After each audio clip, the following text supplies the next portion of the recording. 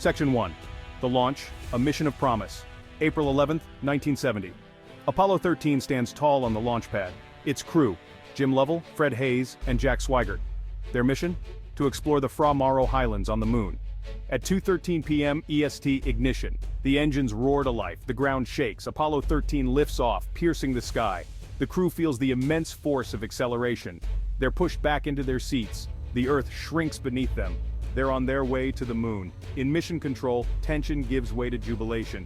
The launch is perfect. Every system checks out. The spacecraft enters Earth orbit flawlessly. The third stage reignites, sending Apollo 13 on its lunar trajectory. The crew settles in for the long journey ahead. Little do they know, their mission is about to change dramatically. Section 2. Routine operations, the calm before the storm. Hours pass. The initial excitement settles into routine. The crew goes about their tasks with practiced efficiency. They check and recheck systems. They make minor course corrections.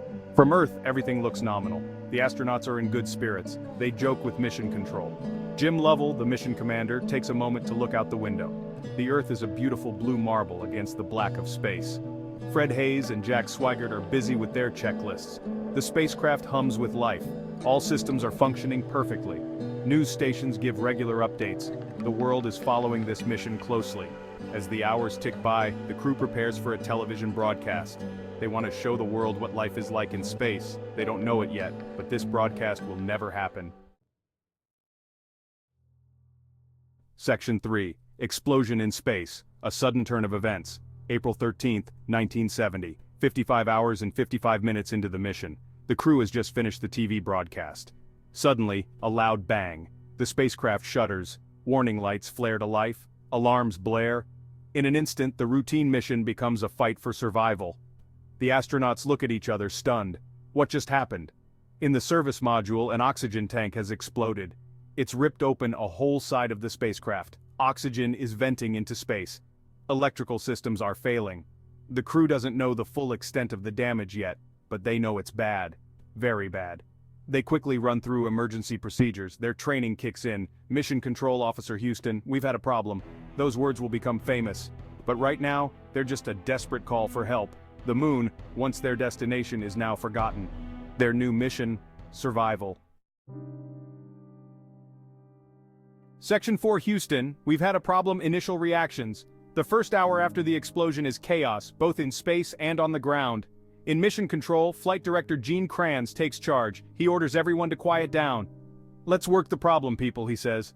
His calm leadership is crucial. They need clear heads now more than ever. The room falls silent. Then methodical problem-solving begins. On Apollo 13, the crew is racing against time. They need to conserve what little oxygen and power they have left. Jim Lovell realizes they can't use the command module anymore. It's their lifeboat. They'll have to power it down. But first, they need to move to the lunar module. It's their only hope for survival now. They communicate constantly with Houston. Information flows back and forth. Both sides are trying to understand the full scope of the problem. It's a race against the clock. Section 5. Assessing the damage. The gravity of the situation. As the initial shock wears off, reality sets in. The situation is dire. The service module is badly damaged. It can't provide power or oxygen. The command module is useless without it. Astronaut 1, the lunar module, Aquarius, was never meant to support 3 men for this long. But now it's our only lifeline. Astronaut 2. We moved in, cramped but alive. Houston works tirelessly to assess the damage. They pore over data, looking for solutions. The biggest problem? Power. Aquarius wasn't designed for the long journey home. Its batteries won't last. They need to find a way to stretch every amp. Otherwise, the crew will be stranded in space. It's a daunting challenge, but failure is not an option. Astronaut 1, we take stock of our supplies. Water is scarce, food is limited, and the air is getting colder by the minute. Section 6. The CO2 Dilemma, breathing life into a solution. The carbon dioxide levels keep rising. It's a ticking time bomb.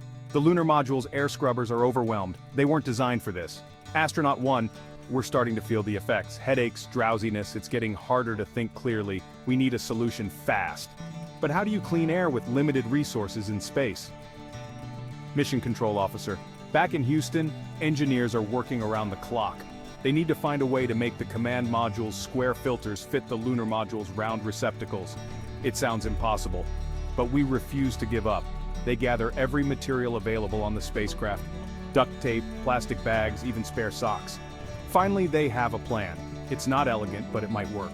They call it the mailbox. It's a jury-rigged contraption made from spacecraft parts. Slowly, miraculously, the CO2 levels start to drop. Section 7. Power conservation. Every amp counts. With the air problem solved, power becomes the next big hurdle. Aquarius wasn't built for this long journey. Its batteries are draining fast. The crew needs to conserve every bit of power they can. Astronaut 2, we shut down all non-essential systems. The spacecraft grows dark and cold, but it's necessary for survival. Houston calculates and recalculates power usage. They're stretching the lunar module's resources beyond their limits. Every amp is precious. The crew learns to live with bare minimums. No heat, minimal light. They're floating in a cold, dark tin can. But they're alive, and they're heading home. That's all that matters now. Astronaut 2. The lack of power creates new challenges. Navigation becomes tricky. Without the main computers, we have to rely on manual calculations. Jim Lovell uses the Earth's terminator, the line between day and night, to orient the spacecraft. Section 8. Navigating the cold, battling harsh conditions. The temperature inside Aquarius keeps dropping. It's now close to freezing. We can see our breath. We're wearing every layer of clothing we have, but it's not enough. The cold seeps into our bones, making every task harder. Our fingers are numb, and simple actions become challenging. But we can't give up. We have to keep going. Sleep is almost impossible in these conditions. When we do manage to doze off, it's fitful and brief. We take turns resting. Someone always needs to be awake, monitoring systems. The lack of sleep adds to our fatigue. It's a constant battle against exhaustion. But we know the importance of staying alert. One mistake could be fatal. Water becomes a new concern. Condensation is forming everywhere. Droplets float in the air. They have to be careful. Water and electronics don't mix. Section 9. The critical maneuver, course correction. As we approach Earth, a new challenge emerges. Our trajectory is off. If we don't correct it, we'll bounce off the atmosphere and into deep space. We need to perform a precise burn, but with limited power and fuel, it's incredibly risky. There's no room for error. The entire world holds its breath as they prepare for this critical maneuver. Houston provides the calculations. The burn must last exactly 39.7 seconds, not a second more or less. We align the spacecraft manually, using the Earth's terminator as a guide. It's nerve-wracking. If we're off by even a tiny bit, we'll miss Earth completely. The stakes couldn't be higher. The moment arrives. They fire the engines. Everyone counts the seconds. 10, 20, 30. The ship shudders. Finally, after what seems like an eternity, they cut the engines. 39.7 seconds exactly. Tense minutes pass as Houston crunches the numbers. Finally, the news comes. The burn was successful. We're on course for Earth. Section 10. Reentry uncertainty. Holding their breath. The final hours are the most intense. Re-entry is always dangerous, but for Apollo 13, it's unprecedented. No one knows if the heat shield is damaged. If it is, we'll burn up in the atmosphere. There's no way to check it. We just have to hope it's intact. The uncertainty is agonizing.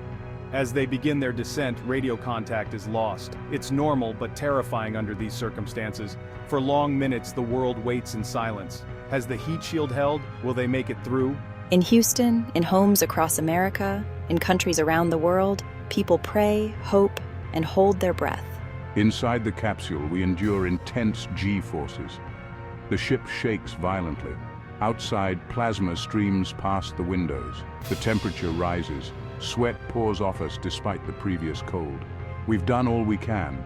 Now, it's up to fate. Section 11. Splashdown, a nation's sigh of relief.